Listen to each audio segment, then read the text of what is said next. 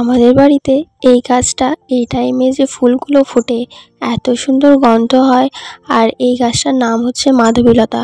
এই টাইমটাতে এই ফুলগুলো এত ফোটে, তারপরে কিন্তু আর সারা বছর এই ফুলগুলোর দেখা পাওয়া যায় না। তারই মাঝে আবার আমাদের এই গাছটা অনেকটাই কাটা হয়ে গেছে, না হলে অনেকটাই বড়সড় ছিল। তো গুড মর্নিং সবাইকে, আশা করি সবাই ভালো আছো। কিন্তু আমি একেবারেই ভালো নেই, কারণ আমার শরীর ভীষণই আজকে অসুস্থ।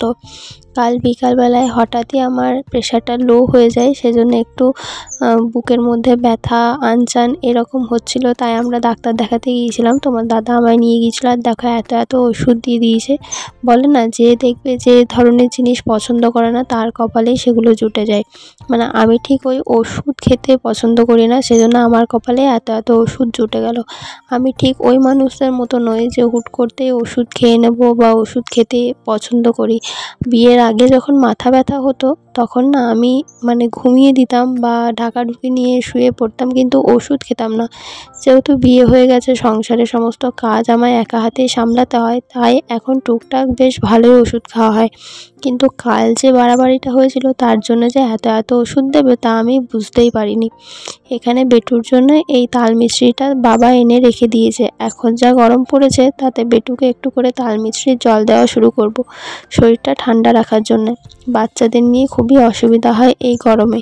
আমরা তো বড় মানুষরাই থকে যাচ্ছি, তো বাচ্চাগুলোর কী অবস্থা হবে একবার ভাবুন তো। এখানে আমি টুকটাক তরকারি সমস্ত কিছু কেটে রেখে দিয়েছি, কারণ এরপর আমি রান্নাগুলো চাপিয়ে নেব। আজ যেহেতু শনিবার, আমাদের বাড়িতে নিরামিষের রান্না হয়, তাই ওই একটা তরকারি আর ওই আমের চাটনি, ভাত আর বিরির ডাল এগুলোই হবে। এখানে আমি বোতলগুলো ভালোভাবে গরম জলে ফুটিয়ে নিয়েছি, এর মধ্যে একটাতে ওই তাল মিছরির জলটা রেখে দেবো। তো এখন তাল মিছরির জল যদি আপনাদের বাচ্চাদেরকে দেন, বাচ্চাদের কিন্তু শরীর ঠান্ডা এবং সুস্থ থাকবে। তাই চেষ্টা করবেন সবসময় ঠান্ডা জলে তাল মিছরি ভিজিয়ে বোতলের মধ্যে রেখে দিতে। যখনই টাইম পাবেন বাচ্চাদেরকে একটু করে খাইয়ে দেবেন। তাতে কি হয় না, শরীরটাও ভালো থাকে আর ওরাও হাসি খুশি এবং চনমনে থাকে।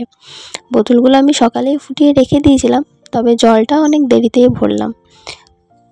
এদিকে বেলা বাড়ার সাথে সাথে কাজেরও চাপ কিন্তু বেড়ে যায়। ছেলেকে খাওয়ানো, ছেলেকে স্নান করানো, যদিও স্নানটা আমার শ্বশুরমশাই করিয়ে দেন। আর যেহেতু আমার শাশুড়ি মায়ের শরীরটা খুব একটা ভালো নেই, সেজন্য সেরকম কাজবাজ করতে পারে না। রান্নাঘরের টাইলসগুলোর অবস্থা তো তোমরা দেখতেই পেলে, ওগুলো সেই পুজোর সময় আমি পরিষ্কার করেছিলাম। আর ছোট ছেলে থাকলে বাড়িতে কোনো কাজই ঠিকভাবে হয় না, সেটা তো সবাই জানবে। তো ইচ্ছে আছে ওই টাইলসগুলো একদিন পরিষ্কার করার, কিন্তু কবে করব তা এখনও ভেবে পাচ্ছি না। তো আপাতত ভাতটা মাড় গালতে রেখে দিই। দুপুরে রান্না বান্না কমপ্লিট করার পর আমি ঘুমিয়ে পড়েছিলাম, খাওয়া দাওয়া করে ঘুমিয়ে পড়েছিলাম। আর আমার তখন ভিডিওটা কন্টিনিউ করা হয়নি। তো বিকালে উঠেই আমি প্রথমে চা খেয়ে নিলাম। এখন যেহেতু ওষুধগুলো চলছে, সেজন্য একটু ঘুম ভাবটা বেশি, ঘুমিয়ে উঠেও কেমন যেন একটু ঘুম ভাবটা চলে আসছে। সেজন্য ভাবলাম যে একটু কড়া করে দুধ চা করি, তাহলে হয়তো খেলে এই ঘুম ভোর ভাবটা চলে যাবে।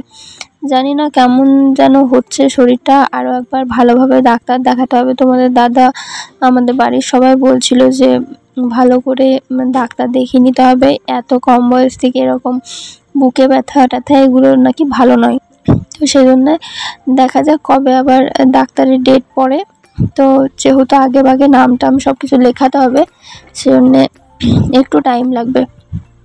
আর বিকাল দিকে আমি আরও একবার বিছানাটা ঝেড়ে নিচ্ছি, কারণ ছেলেটা যেহেতু বিছানাতেই বেশিরভাগ খেলাধুলা করে, তো সেজন্য বিছানাটা খুবই অগোছালো হয়ে থাকে। তো সমস্ত কিছু নামিয়ে দিয়েছি। আর কালকে তোমাদের দাদা যখন ওই দুর্গাপুর গিয়েছিল তখন আমার জন্য দুটো নাইটি নিয়ে এসেছে। তো এই দুটো নাইটির মধ্যে আমার এই নাইটিটা খুব একটা পছন্দ হয়নি, সেই জন্য মাকে বলেছি যে এই কালারটা তুমি নিয়ে নিও, আর বাকি আরেকটা যেটা রয়েছে সেটা আমি নেব। আর দেখলাম চায়ের সাথে যখন বিস্কুট নিয়েছিলাম তখনই দেখেছিলাম যে বিস্কুট কিছুটা কম আছে, সেই জন্য এখন বিস্কুটটা বের করে নিচ্ছি।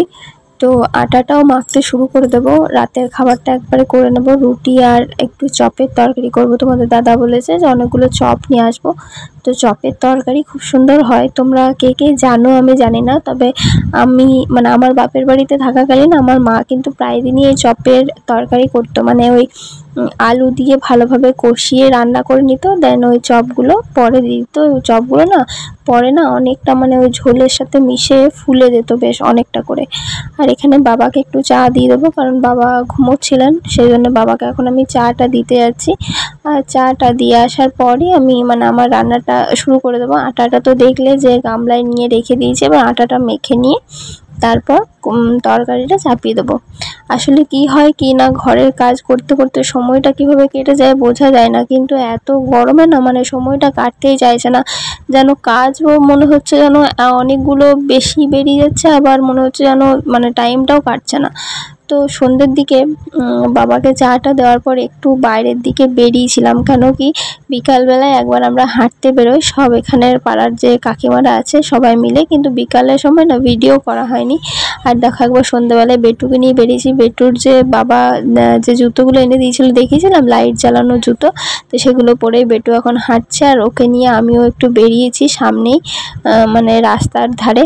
ও দেখো পুরো কিন্তু ওই ছাগলগুলোর পেছনে মানে দৌড়াচ্ছে। ছাগলগুলোরও বেচারি গরমে কি ওষ্ঠাগত অবস্থা, দেখো বাইরে রাস্তার মধ্যেই কেমন যেন বসে আছে। আর এই যে বেটু এখন দেখো আমার হাত ধরে ধরে মানে আমাকে নিয়েই মানে ওকে আঙুলটা একজনকে ধরতে হবে তবে কখন ও এত জলদি হাঁটবে। তা আমি এক জায়গায় বসে খেয়েছিলাম, আমি দেখলাম যে ও যখন খেলছে তো একটু নিজের মতো করে খেলুক। আর খেলা মানেই দেখো ওর অবস্থা দেখো, মানে যেখানে ছাগল দেখতে পাচ্ছে তাদের গায়েই গিয়ে উঠে আছে।